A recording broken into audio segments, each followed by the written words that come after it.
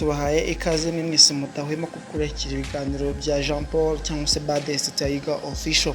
Dore tugiye kubagezaho amwe mu mateka ndetse n'ibikorwa umusizi w'umunyakenya witabye Imana ku itariki 28 z'ukwezi kwa gatanu 2025.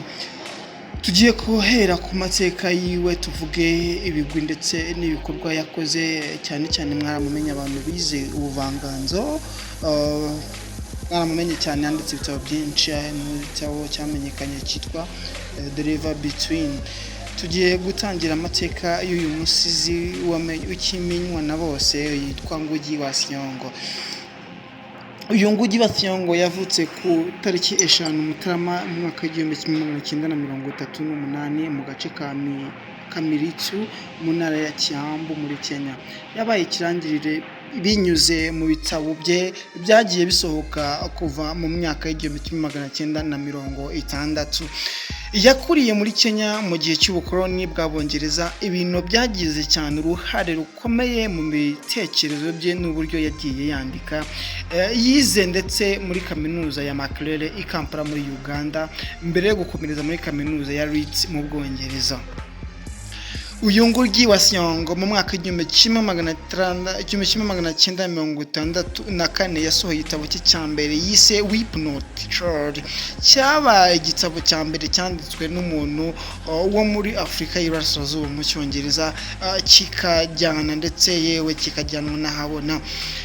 Icyo gitabo kimwe n'ibindi nka The River Between y'1965, A Grain of Wheat mu mwaka w'1967 ndetse na Petals of Blood y'1977 byatumye agira izina rikomeye mu banditsi b'Afurika baharanira impinduka.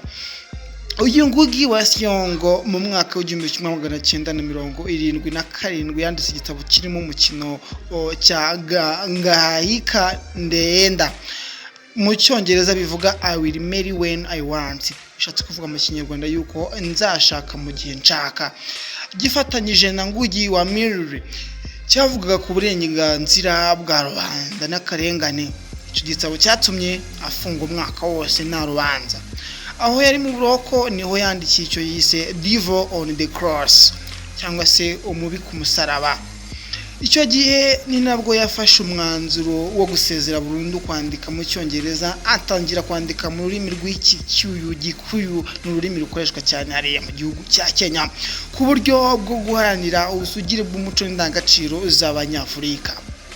Uyu Ngugi wa Thiong'o yabaye mu buhungiro mu Bwongereza no muri Leta Zunze Ubumwe za Amerika, aho yakomeje kwigisha muri za kaminuza zitandukanye nka Yale na University of California, Irvine.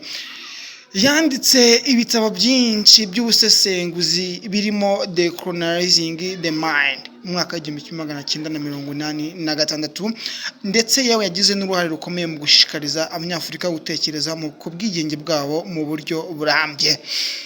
Uyu Ngugi wa Thiong'o tubibutse yuko ari Umunyafurika, yavukiye mu gihugu cya Kenya. Ni Umunyafurika rwose wakoze ibikorwa byinshi cyane byerekeye ubuvanganzo bw'Abanyafurika. Uyu Ngugi wa Thiong'o turi kugarukaho yakoze byinshi, yakoze ibikorwa byinshi cyane rwose. Nubwo agiye ataratsindira igihembo cya Nobel mu buvanganzo, yari amaze igihe kirekire ari ku rutonde rw'abahabwa amahirwe yo kucyegukana, ndetse akaba amaze kubona ibihembo mpuzamahanga birenze kimwe kubera uruhare rwe muri guteza imbere ubuvanganzo bw'Afurika.